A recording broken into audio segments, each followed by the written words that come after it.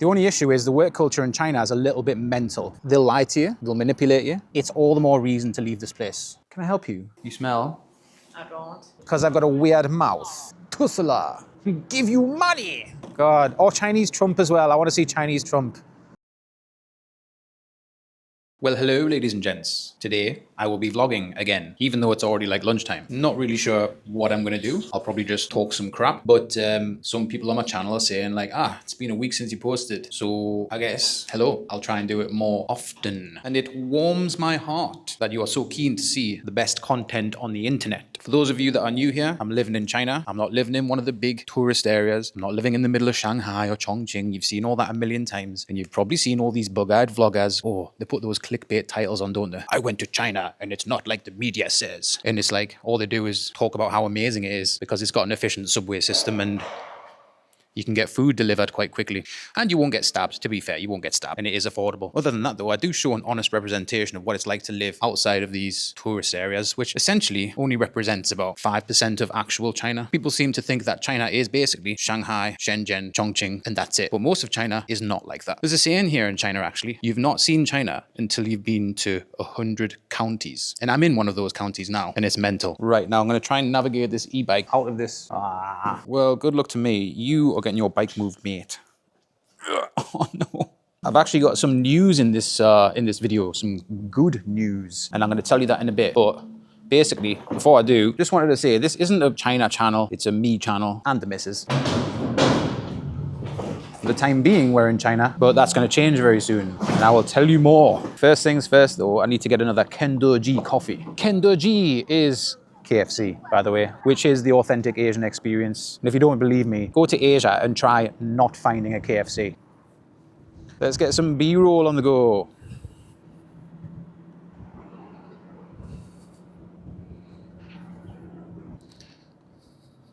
As you can see, it's relatively quiet here. Not exactly what you think of when you hear about China, you know, but it's in the middle of a working day.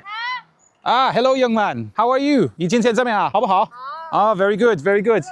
Bye-bye, 一会见. It was just one of my students there. Anyways, middle of a work day and I'm in the quietest part of town, realistically. So go 10 minutes down the road and you will see the chaos. And it is chaotic. Kendoji, very good. If you want some pro advice, don't eat KFC in China, nor in Thailand actually, which is kind of the next stop on the way. Don't go to KFC there, it sucks. It sucks even worse in Thailand than it does in China actually, somehow. But the coffee is good. Right, I've got my coffee, so I'm gonna go to work and I'll speak to you later and I'll tell you the news, which I'm sure you're all super excited to receive. It's not that exciting really, is it? I'm just some guy on the internet, so, you know. At least it's a nice sunny day today, like. I'm gonna ride back home on this trash little e-bike and I'm gonna talk to you a bit about what's going on. All right, so basically what's happened is I've handed me notice in and I'm leaving in a month. We are leaving in a month. I can't wait. What is this dude doing? Oh, damn. Anyway, the thing is, when you hand your notice in to a Chinese employer, it gets a bit hairy and, dear me, what are you doing? There's a path right over there. There's a path. But no, let's go on the road with your child. Anyways, when you hand your notice in China, you're only legally obliged to give 1 month. Now, that doesn't sound too bad, does it? The only issue is the work culture in China is a little bit mental. And it is mental. Oh, there's a delivery guy over there delivering some of that noodle soup, guys. Employers in China really, really do not like it when you hand your month's notice in. A lot of them, when you're teaching English abroad, they'll ask for like 3 months notice. And I'm gonna, oh yeah, he's having a good look. So 3 months notice, that's a long time. And it's also shady because while they might make you sign a contract saying that you'll give 3 months notice, which I didn't do this time, the law is only 1 month and it supersedes any contract they'll make you sign. So you can still just give a month's notice. It's Chinese employment law. Now you are protected by the law. However, people that are new here or people that don't have connections that speak Chinese and read and write Chinese and things like that and don't know how it works, especially new teachers, they get screwed royally. So why do they get screwed? The first thing is obviously they don't know how the law works maybe, or at the very least they don't know how to protect themselves when they get screwed. What you have to do is go to labor arbitration and you can file a complaint and things like that. And the government will essentially make them pay you your wages because they'll probably not do that if you're leaving. And they also need to give you a letter of release.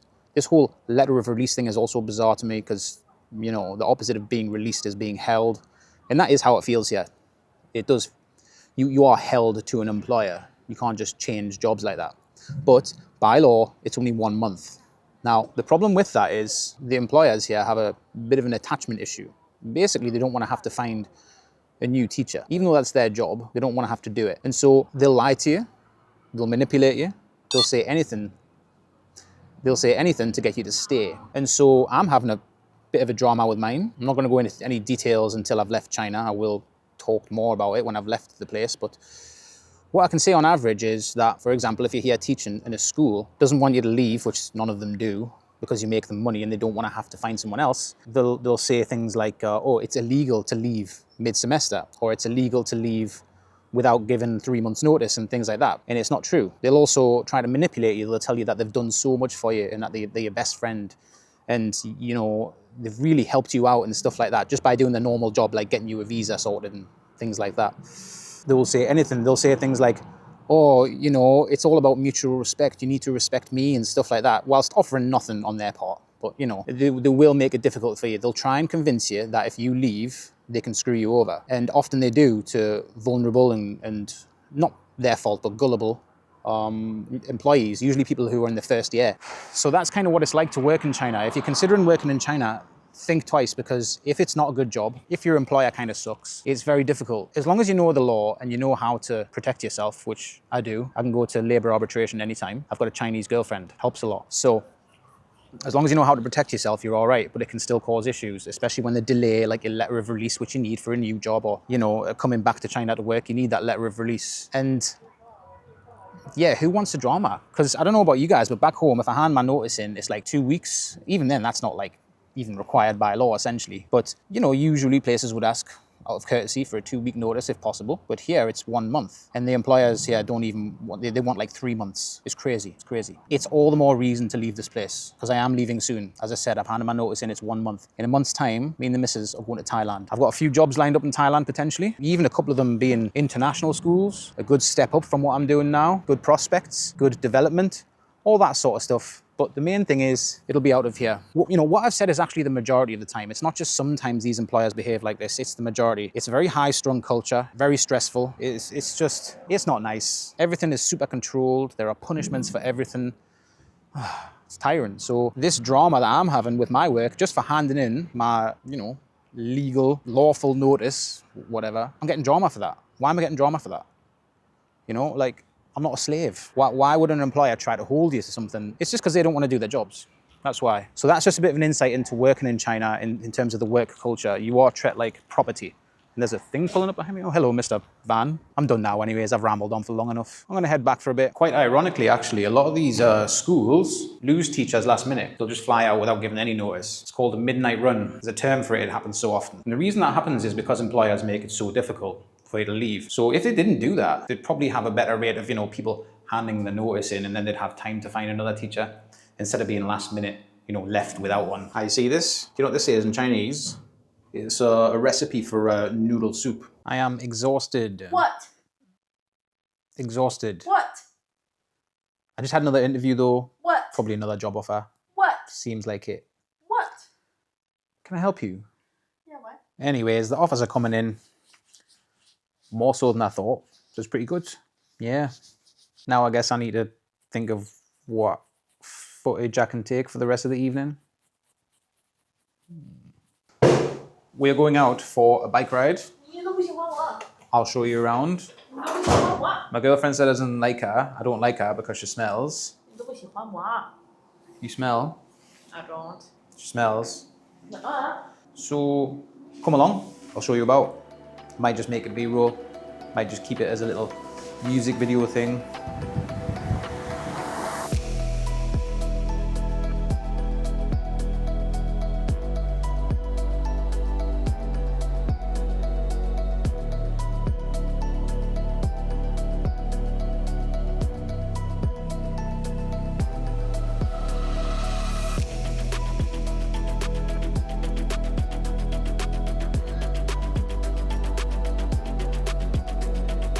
You'll see a lot of barbecue here.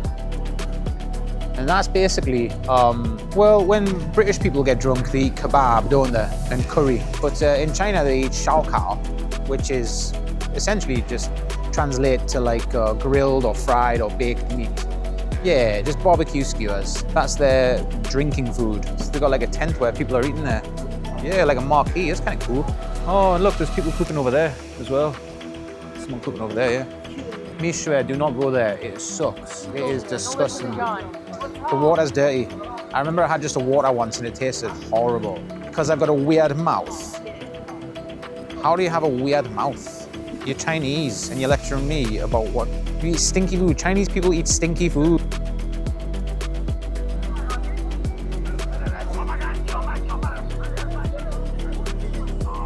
Oh, he's driving a Tesla. Tesla. By the way, guys, Tesla cars, right? In China, people here actually do pronounce it Tesla. I still haven't heard from Elon Ma. Elon Ma is a Chinese guy on social media that looks like Elon Musk. He's on Instagram, and you can see he's learning little bits of English as he goes, you know, because he speaks next to no English. But I'm very keen to meet that man someday. Tesla, very good. Give you money. I love you. Wow. I love you. Wow. God. Or Chinese Trump as well. I want to see Chinese Trump. The only thing is, his English is actually amazing.